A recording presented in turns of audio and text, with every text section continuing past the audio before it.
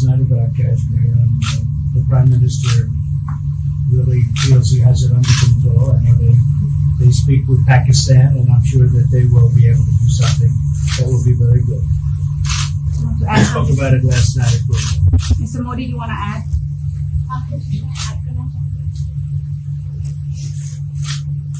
भारत और पाकिस्तान के बीच कई बायलैटरल इश्यूज हैं और पाकिस्तान के प्रधानमंत्री के चुनाव के बाद जब मैंने उनको टेलीफोन किया था तब मैंने उनसे कहा है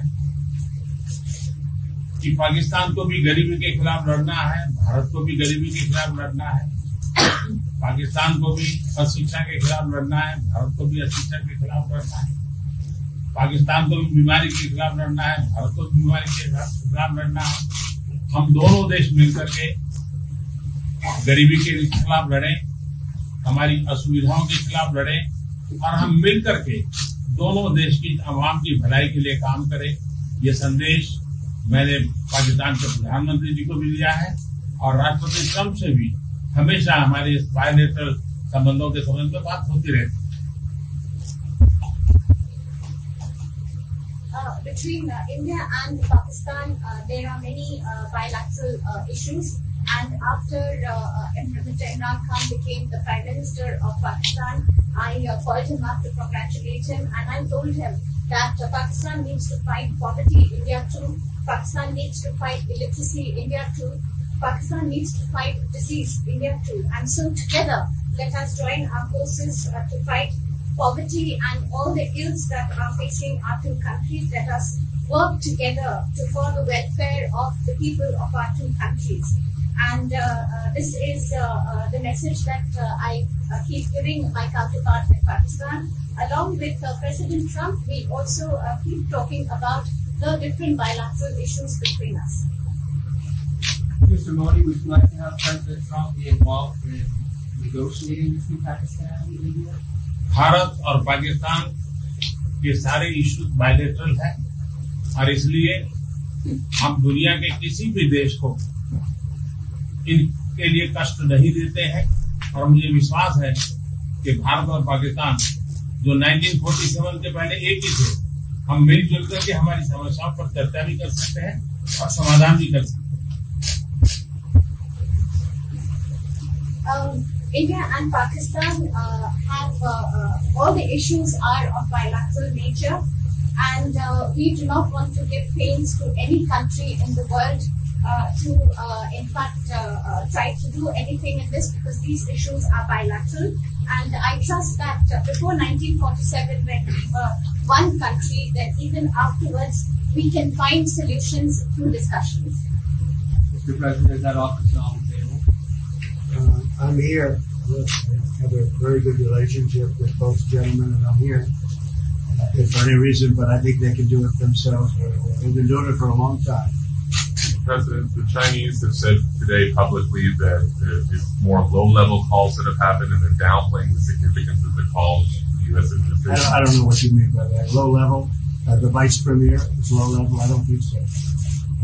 What's in your mind, low-level? What is the position of the gentleman that was quoted in the newspaper today? The Vice Premier Leo came out with very significant statements, and we've been communicating through intermediaries back and forth with him. That's the Vice Premier of China. Yes, sir, I understand. That's not low level. I understand, I agree. I was just, there was a statement that the spokesman for the Foreign Ministry said they weren't aware of the calls happening. I don't know about his There's been communication about that. At the highest level. At the highest level. Can you clarify the policy? No, I don't want to. We don't want to go into. We don't want to go. Hey, look, in the meantime, our country is doing great. So we're doing great. The Prime Minister just congratulated me. Everybody that's met has congratulated us on the job we're doing in the United States with our economy. Our economy is phenomenal, best it's ever been. And that's despite the trade deals. And when the trade deals get done, like we did with Japan yesterday, we did a really big, tremendous trade deal with Japan. And we have others coming. We're negotiating now in earnest with the European Union because they want to do that. They want to do that, and I do too. So when we get these deals done, our country will be transformed. I mean, it'll be monetarily transformed. It's such a difference. between the horrible, horrible one-sided deals that we had in the past. And frankly, past administrations should be ashamed of themselves for allowing that. So we have many of them. One of them is the USMCA, Mexico-Canada. And hopefully that'll get voted on very quickly. Everybody wants it to happen, so hopefully we can make that a bipartisan bill. But we have many trade deals that are doing very well, and including China. And I think it was necessary to go through this, you would say a rough patch, but I'd say maybe much more than a rough patch. But that's okay, because we've been paid billions and billions of dollars. And you know that prices haven't gone up, and there's been no inflation. And we've put a lot of money in the Treasury, and tens of billions of dollars. And I've given a lot of it to the farmers that were hurt. I've been able to give a lot of money, compliments of China, to the farmers that were hurt, because we gave them 16 billion and we gave them 12 billion the year before. That made them whole. That was the amount of money that China didn't invest give to our farmers.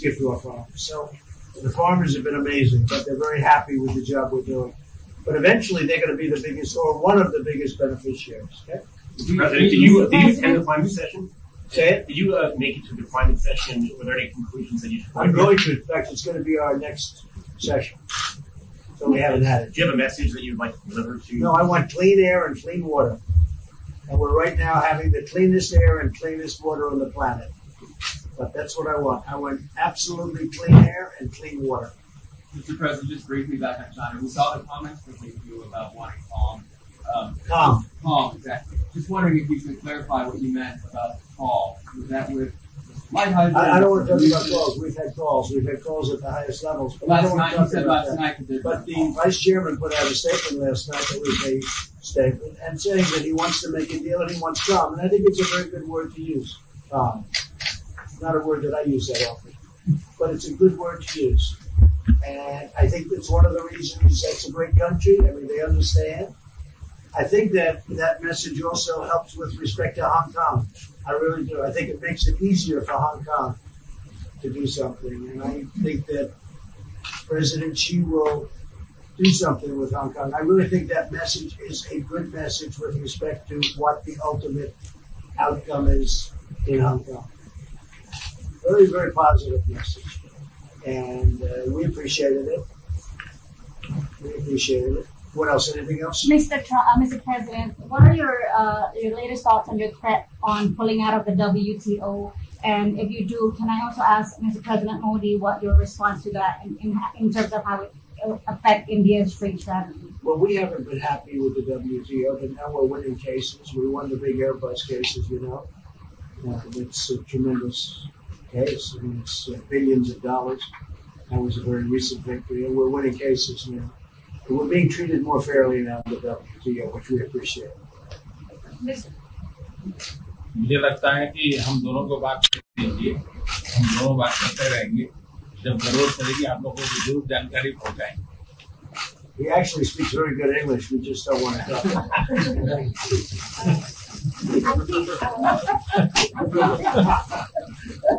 I think that you should let us discuss these things, and when we feel the need, we will communicate to you. Mr. President, Russia has just recently said they have no intention of asking to be readmitted to the G7. However, no, I wouldn't expect that to ask, because why would he's a proud man? He's done a real job, and why would he ask? No, it's something we discussed, and it's under discussion now. No votes or anything, but I would be inclined to say yes, and so would others, and some probably wouldn't be, but it's just a discussion. No, I would think that he wouldn't do that because he's a proud man. He wouldn't ask, but if something would happen, he would be asked, and I'm sure he would say yes to that. Do you have any indication from them that they would accept? No, I think it was a very good discussion. It was the initial discussion, but it was a very good discussion. But I think it would be appropriate. I think it would be good for Russia. I think it would be good for everybody. I think it would be a positive. But it's just a discussion that we had. It was a very interesting discussion and pretty even. I think ultimately people like the idea. Mr. President, what would be your message to the American people in terms of what is your biggest achievement at this G7? Well, we've had a lot of achievements. We have an achievement with Prime Minister Modi because we're doing great trade. We're doing a lot of trade with India. That's an achievement. I think, obviously, the Japan deal is a tremendous achievement because it's one of the biggest trade deals and it affects directly our farmers. Even the fact that he's taking all of the excess corn that China didn't take, hundreds of millions of dollars worth of corn, and he's buying that. Japan is buying all of that corn at a fair price. And, that was great. So that was very important. I also think that unity is very important. We had a very good, despite you read the newspaper stories, the stories bear no resemblance to what's taking place. You saw me with Chancellor Merkel. You saw me with all of them. The relationship is great. We have 7 nations. In addition to that, we have other nations like India and others that came in. Australia came in, Scott. We have a lot of people came in. And I'll tell you, it's been total unity. What would be the area of most unity, There's been no dissension. There's been no fights or arguments. There's been no anything. I mean, there's been great unity here. And honestly, the papers haven't reported how good it's been. So what would be your most common ground? Is it climate change? Is it gender equality? I think we have a lot of things. But I think really the unity, the fact that we're all getting along so well, I think is one of the big takes from this. We really have good relationships. And we're doing a lot about a lot. Okay. Just so we get our reporting right, I'm going to give it one more crack on China. When you were referring earlier to the Bangla statement we all saw, did you mean to say that there was also a call last night, or was there not actually a call? There were discussions that went back and forth. Let's just leave it at that. Last night and before last night. Yes. Which time? Which time? And before last night. Numerous. Look, they want to get something done. I've been saying that for a long reason. And why wouldn't they? They want to get something done. They've lost millions of jobs. Their supply chains are being hurt. And once those supply chains go, you can develop new supply chains. You can't get them back into China. So China is run by really a great leader. I think he's a great leader. He wants to do something. They lost over 3 million jobs in a very short period of time. A lot of companies have left China and they're leaving China. They want to get it done. I knew that. I could have told you that without talking, but we are talking. And would you still like to see U.S. companies leave China? Depends on whether or not we make a deal. If we don't make a deal, I'd like to see them leave China. Absolutely. If we make a deal, I'd like to see them stay there and do a great job. Mr. President, on the Afghanistan peace talks, do you have an updated timeline? Are there any snags? No timeline, whatever it is. We're no rush. I mean, we're there. We're really a peacekeeping force more than anything else, frankly. And said we could win that war in a very short period of time, but I'm not looking to kill 10 million people. Okay? And we are working along with the Taliban, with the government, and other people too. And we'll see what happens. No timeline. Okay? Thank you very much. We're going to be doing a news conference in a little while. Just one more thing. If you need one, you need one. I don't think you need one. Always think I mean, I can't imagine any other question. I just want to thank the Prime Minister. He's a great leader right here.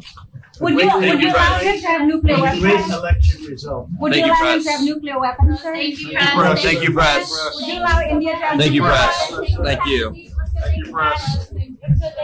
Thank you, press. Press the bell icon on the YouTube app and never miss another update.